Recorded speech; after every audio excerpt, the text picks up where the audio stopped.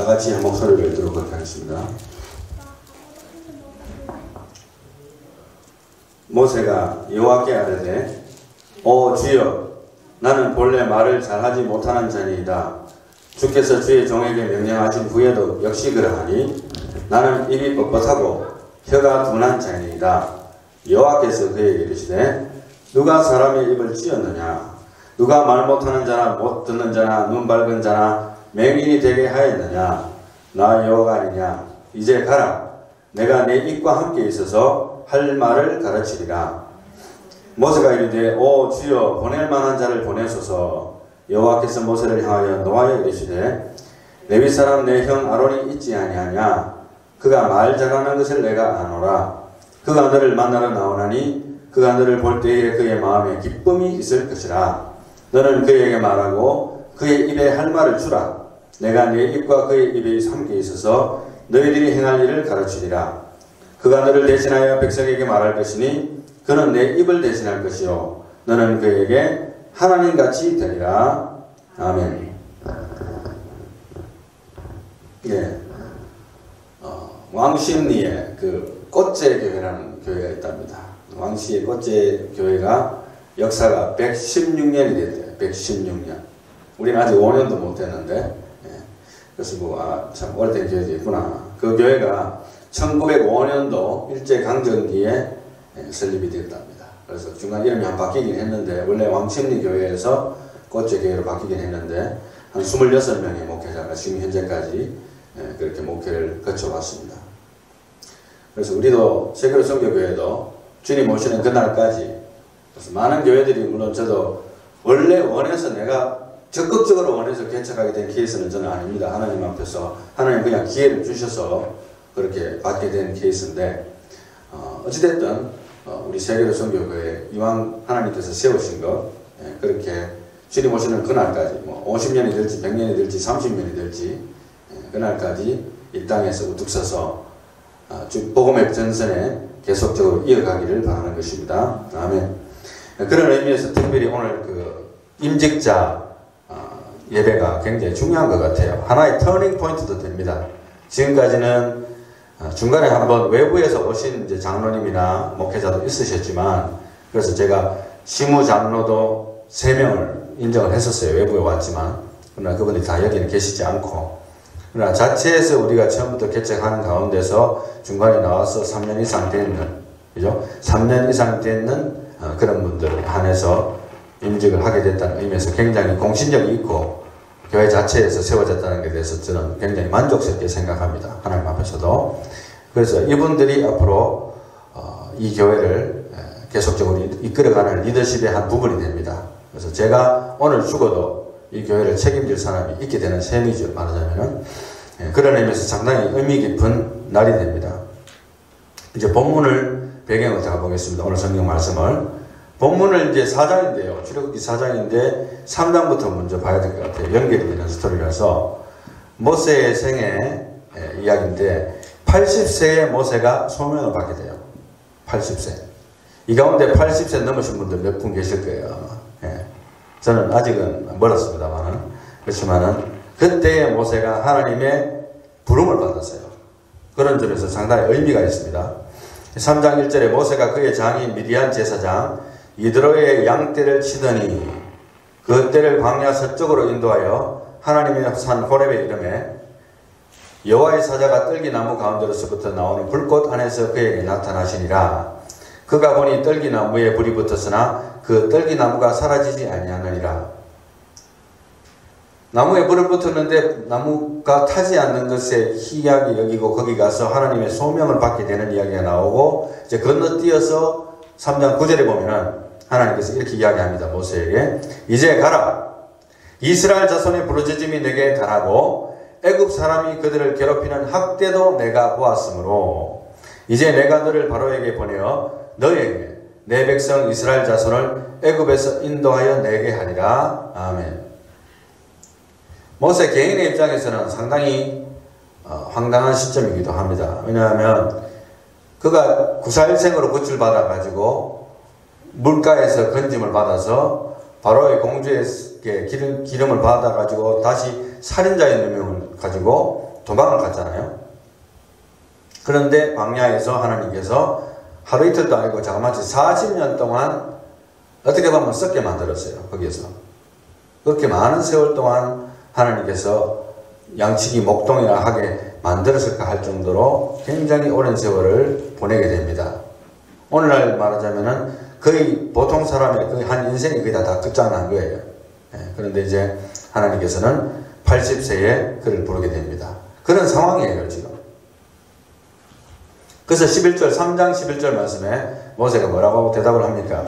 모세가 하나님께 아뢰되 내가 누구이기에 바로에게 가며 이스라엘 자손을 애굽에서 인도하여 내릴까?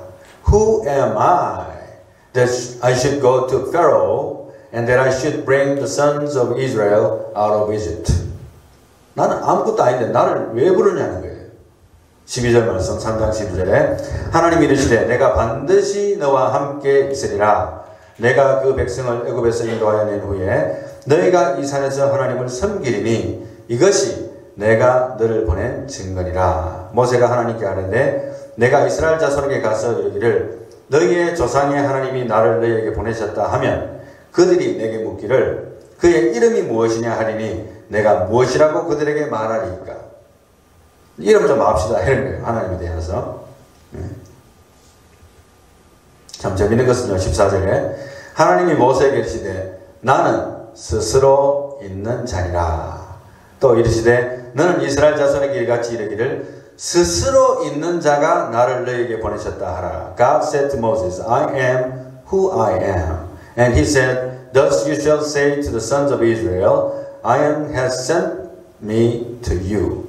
I am이라고 하는 분이 스스로 있는 자라는 분이 나를 너희에게 보냈다. 이렇게 이야기하라고 했어요. 그게 내 이름이라는 거예요. 15절 말씀. 하나님이 또 모세에게 이르시되 너는 이스라엘 자손에게 이같이 이르기를 너희 조상의 하나님 여호와라는 이름이 나오죠. 곧 아브라함의 하나님, 이삭의 하나님, 야곱의 하나님께서 나를 너희에게 보내셨다 하라. 이는 나의 영원한 이름이요 대대로 기억할 나의 칭호니라. 아멘. 여기서 보면요. 나의 영원한 이름이요 대대로 기억할 나의 칭호라고 했는데요. My memorial name to all generations. 이거는 모든 세대들에게 들려줄 수 있는 내 이름은 바로 어떤 이름이라고? 여호와이긴 한데 누구냐 하면 아브라함의 하나님, 이삭의 하나님, 야곱의 하나님이라는 거예요. 사람의 이름으로 일컬어지기를 기뻐하신 하나님이에요. 그 중에서도 3명이 대표 명사로 나왔잖아요.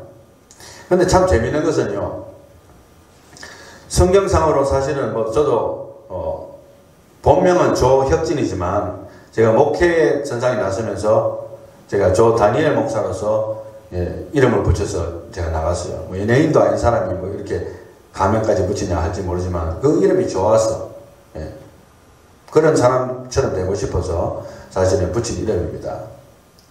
그런데 그 다니엘이나 요셉 같은 사람들은 어떻게 보면 no recorded sin, 그죠? 어떤 물론 전혀 죄가 없는 건 아니지만 두드러지게 나타날 만한 죄를 지은 기억이 한 번도 없는 사람이에요. 성경상에 굉장히 드문 케이스입니다.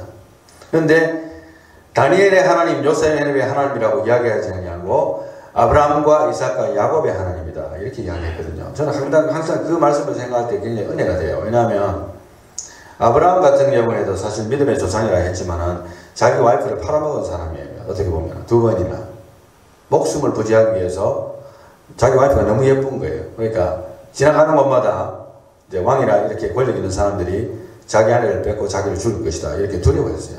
그래서 너는 나의 누이라고 해라 그렇게 해서 망신당한 것이 2번이나 됩니다. 물론 하나님이 건져주시긴 했지만 믿음의 조상답지 않은 행동들도 했어요. 그리고 이삭 같은 경우에는 사실 별로 스토리가 없습니다.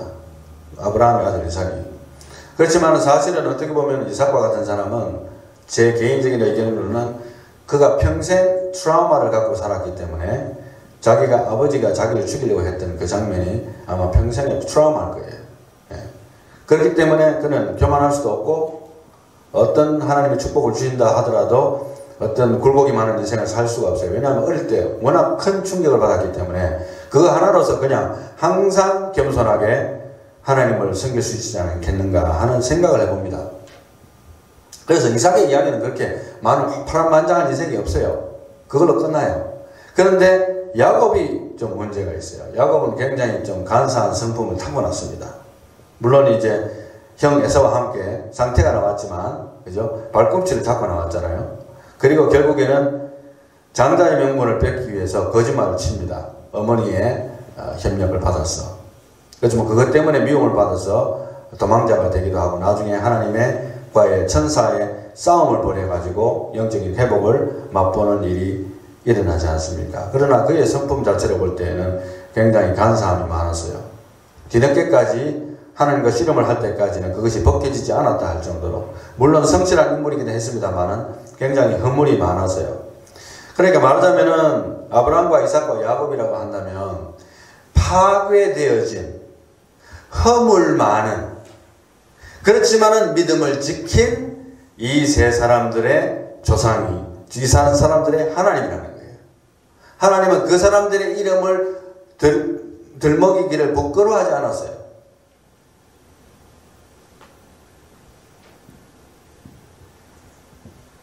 이제 4장으로 넘어갑니다.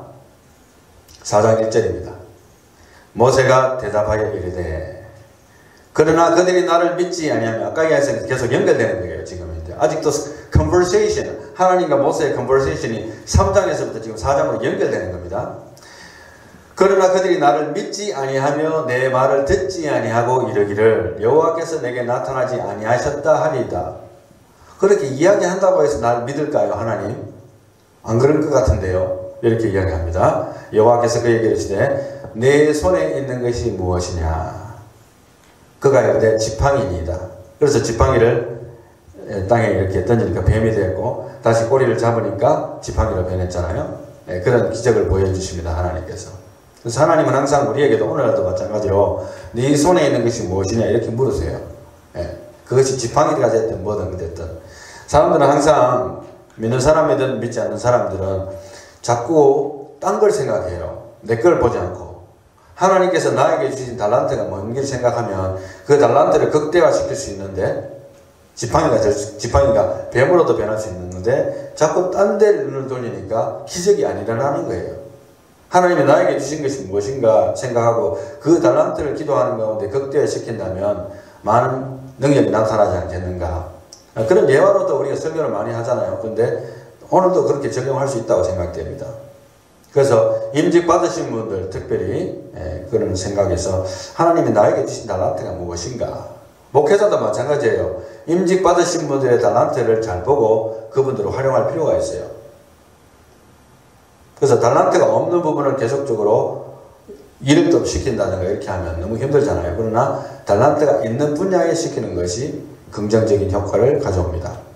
자, 어찌됐든 그거는 그쯤 하고요. 6절로 건너가서 여호와께서 또 그에게 이르시되 내 손을 품에 넣으라 하시매, 그가 손을 품에 넣었다가 내어보니 그의 손에 나병이 생겨 눈같이 된지라. 7절에 이르시되 내 손을 다시 품에 넣으라 하시매, 그가 다시 손을 품에 넣었다가 내어보니 그의 손이 본래의 살로 돌아왔더라.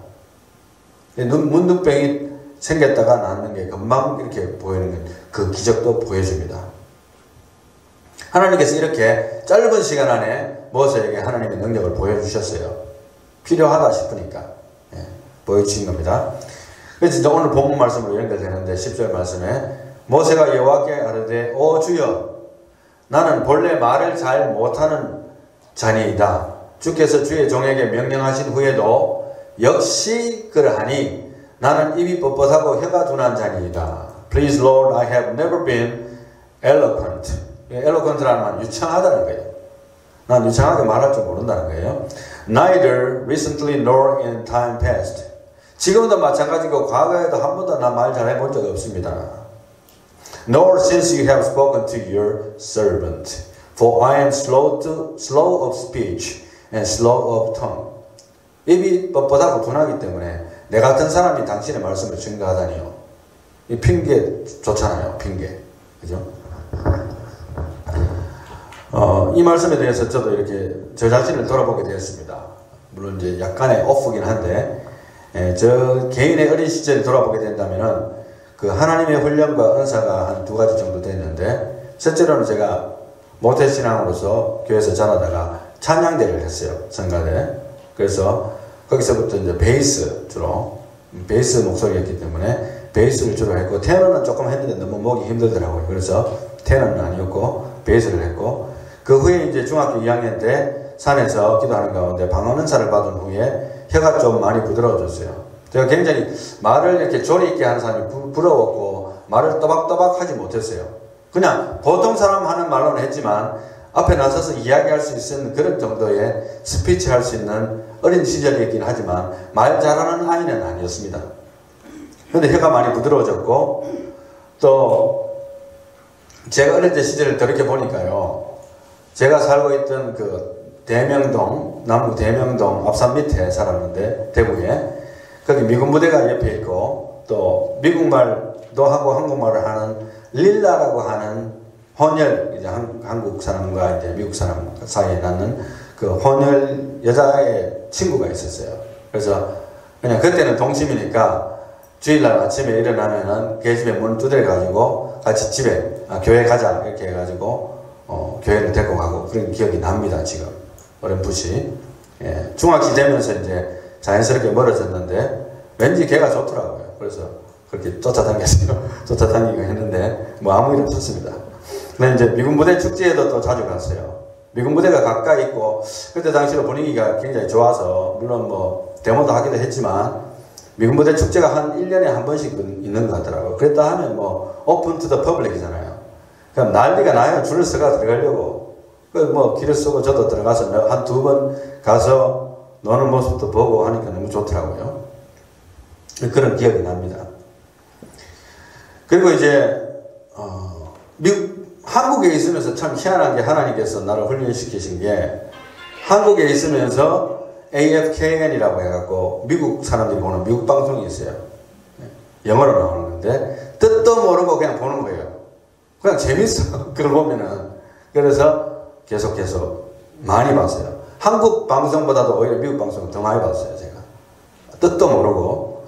그러는 가운데 미국에 이민의 길이 열려가지고 오게 되었고 미군 부대에 제가 생활을 위해서 들어가서 한 12년 근무하게 돼서 영어를 조금 할 수 있게 되었습니다. 어느 정도는.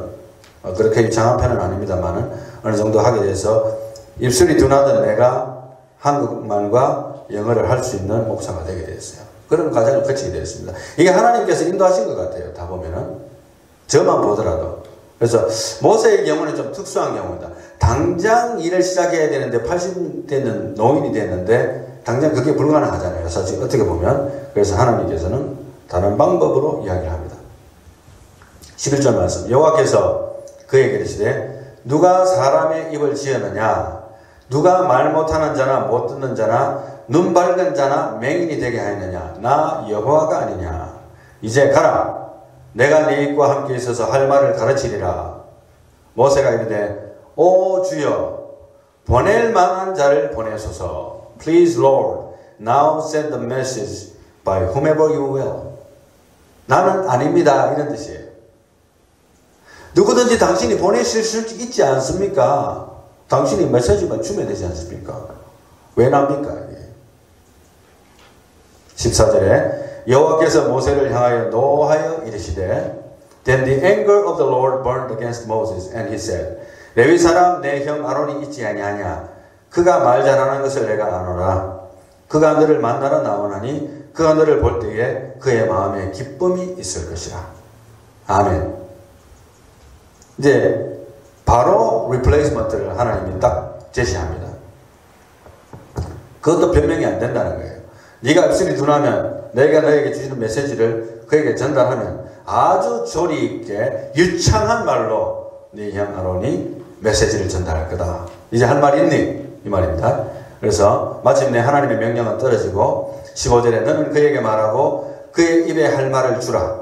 내가 내 입과 그의 입에 함께 있어서 너희들이 행할 일을 가르치리라. 그가 너를 대신하여 백성에게 말할 것이니 그는 내 입을 대신할 것이요 너는 그에게 하나님같이 되리라. 너는 이 지팡이를 손에 잡고 이것으로 이적을 행할지니라. 아멘.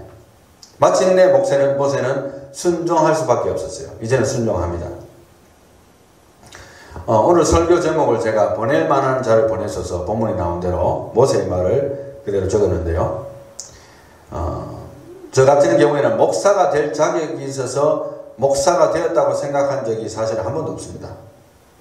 솔직하게 이야기하지만 어렸을 때부터도 그랬고 사명 받았다는 생각을 했지만 내가 자격이 있어서 내가 목사가 되었다고 생각한 적은 한 번도 없어요.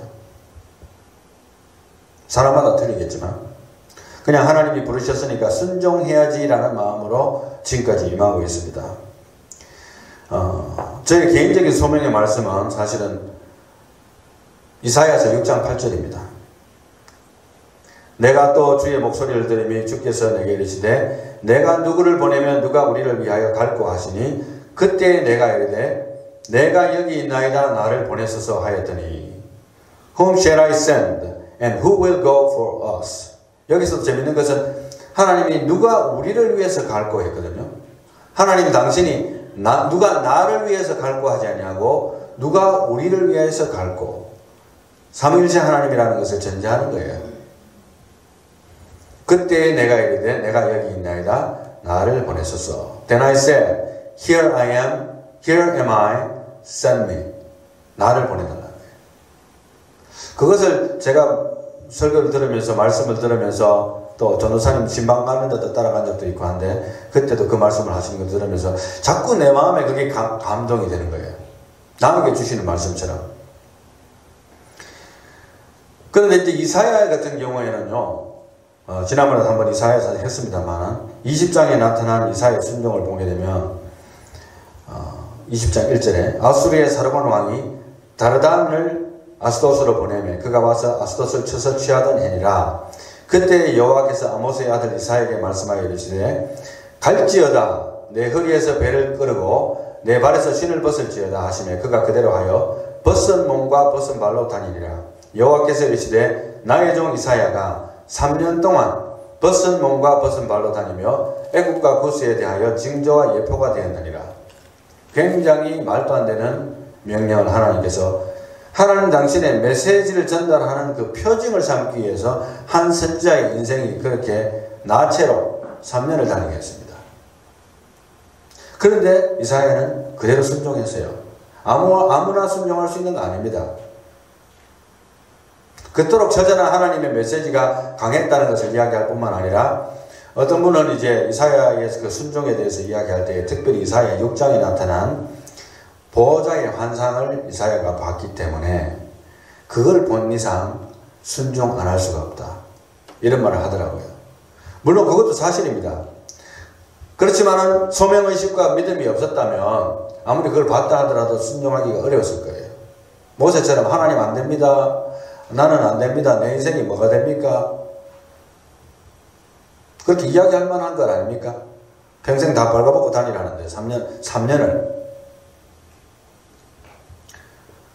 그래서 어떻게 보면 저 같은 경우에도 목회가 이토록 어려운 길인지를 알았다면 아마 목회길로 걷지 않았을지도 몰라요.